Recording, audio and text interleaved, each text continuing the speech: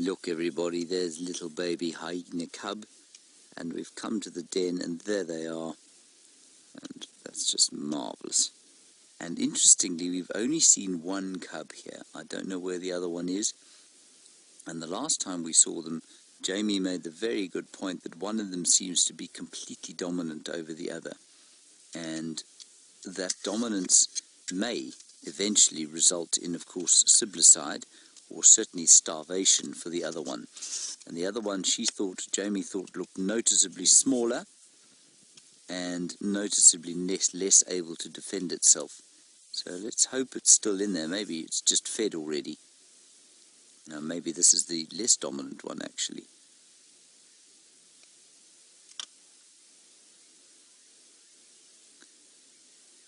Alright, let's go back to the leopard. No changes here, everybody. Still just the one cub having a nice suckle, seeing what's going on, enjoying the apricity of the morning. You see that, David? You see them both enjoying the apricity there. Apricity, for those of you who don't know, means the warmth of the sun on a cold winter's morning. Thank you, Candace in Cape Town, for that one. So, we're just trying to find out where the other little cub is. I have seen not hide nor hair of him or her, and I cannot tell whether the cub we're looking at now is a male or a female. It's still completely black. There's the other one. Yay, look. This is fantastic. Hooray. Both are fine. That's marvellous. I don't see any noticeable difference in size. I mean, that's because I haven't had a great view of either of them.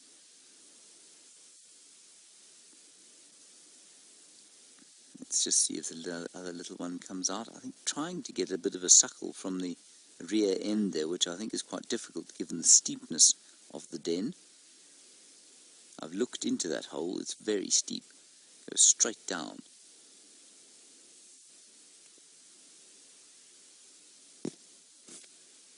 Bit of movement, and I know that your hearing, not your hearing, but our ability to transfer the sounds of this scene are not particularly good at the moment, but we can hear the little one inside the den going very high-pitched squealing sounds. But now seems to have disappeared back inside. Let's have another look with the binoculars.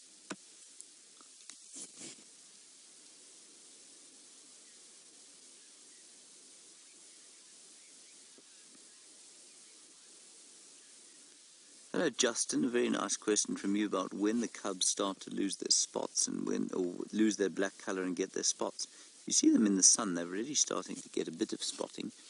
But Justin, normally when they start to spend more and more time out of the den, so those spots will fade from now until they are about, I'd say about 4 or 5 months, then there's absolutely none of that black colour left. It's purely the spotting.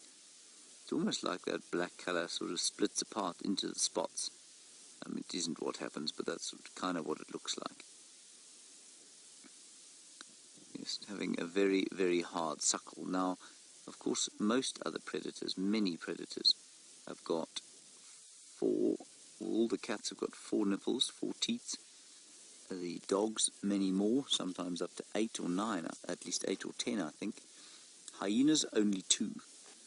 Only 2, which I think is quite interesting. They're in Gwen. Oh, there's the other little one. Now at the back, up the top. Looks like a little chimpanzee. And they, because of that, of course, they cannot produce, or they cannot support more than 2 cubs at a time. And often, you have the situation where if they give birth to 3 cubs, which is possible, unlikely but possible, then definitely one of them is going to die, because she only has 2 teats from which to feed them. A different angle on this, Davy. It might result in the cubs going inside, but I think they'll come out again. But just because I think we might be able to get both of them if we sneak slightly forward. Let's just wait here for a second, just in case that other one does pop its head out. Alright, while we move around, let's go across that. Wonderful sighting here, everybody. The two cubs have come out. We managed to move, and thankfully they didn't run away from the car. And now they're sort of, I mean, it looks deeply uncomfortable to me. If I was a hyena mother and I had my bits being tugged at by two different angles like that, I'd probably be very upset.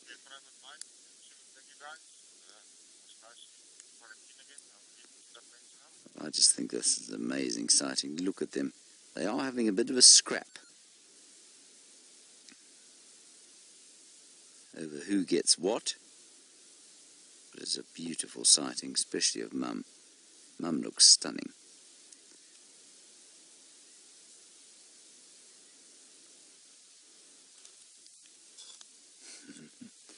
See the wind starting to come up now just behind her. And they've been squealing and shouting at each other.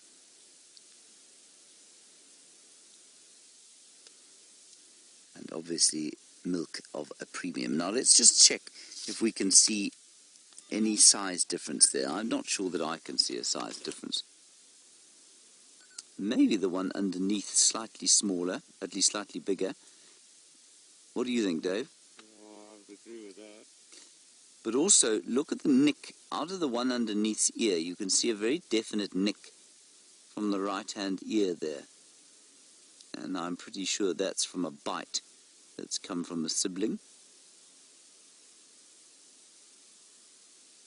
And they are drinking very, very strongly. Now, what we can see, if you look, Dave, if you get in between the legs of the one at the back there, that looks very much to me like a female pseudo-penis that's just popped out there. And for those of you who are slightly unfamiliar with the situation, what happens is that they've both got all sort of what look like male genitalia. The only way to tell the difference is the shape of the end. So on the males, it's pinched off, the penis is pinched off. On the females, the pseudo-penis just tends to be kind of pointed at the end with no sort of difference in the shaft. And I think that's a little female there that's on top. Now she's taken over that teat. And Mum very patiently just lying there.